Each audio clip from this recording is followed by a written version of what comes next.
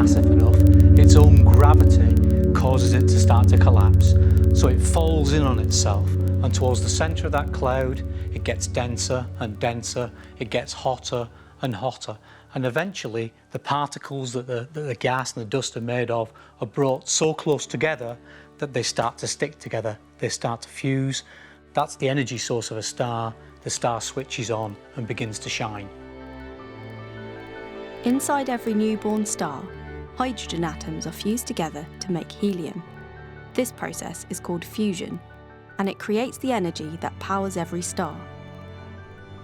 What happens to a star during the rest of its life depends on how massive it is at its birth. A star like the Sun is in a delicate balance between gravity, which wants to make the star collapse in on itself, and the pressure that pushes outwards that comes from the energy that's been produced in these fusion reactions happening at its core. However, at some point in the future, the hydrogen runs out. And at that point, the core of the star will start to collapse in on itself under its own weight.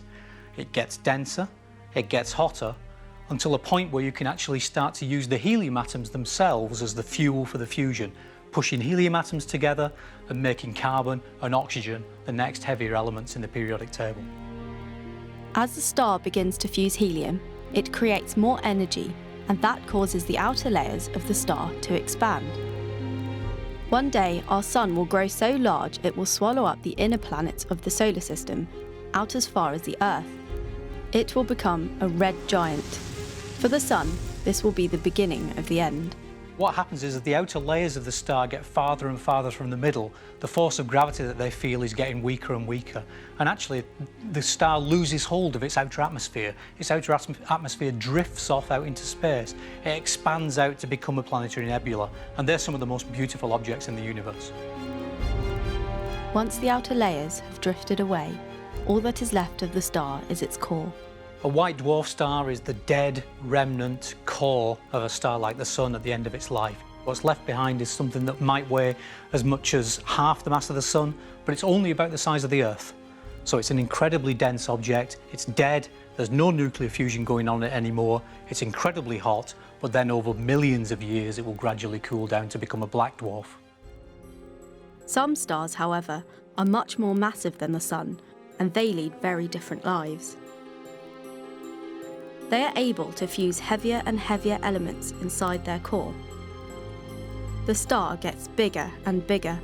Some grow up to 1,000 times the size of our Sun, until it has fused elements all the way up to iron. And once we've formed an iron core, there's no more energy can be got from fusion. That core collapses. The rest of the star starts to collapse in after it, but then it bounces off. There's a huge shock wave, and in just a second, bang! The outer parts of the star are blasted off into space in a huge supernova explosion. These supernova explosions are so powerful that when one of these stars explodes, it can actually outshine the whole galaxy of which it's part, a galaxy of maybe 100,000 million stars.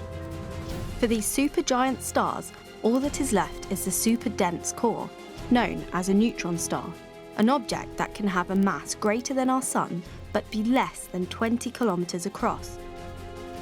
But for the most massive stars of all, we think when the core collapses, the gravity is so strong, it becomes a black hole, from which not even light can escape. So stars are actually the places in the universe where the elements are created. After the Big Bang, our universe contained only hydrogen and helium. All the other heavier elements were therefore fused inside stars.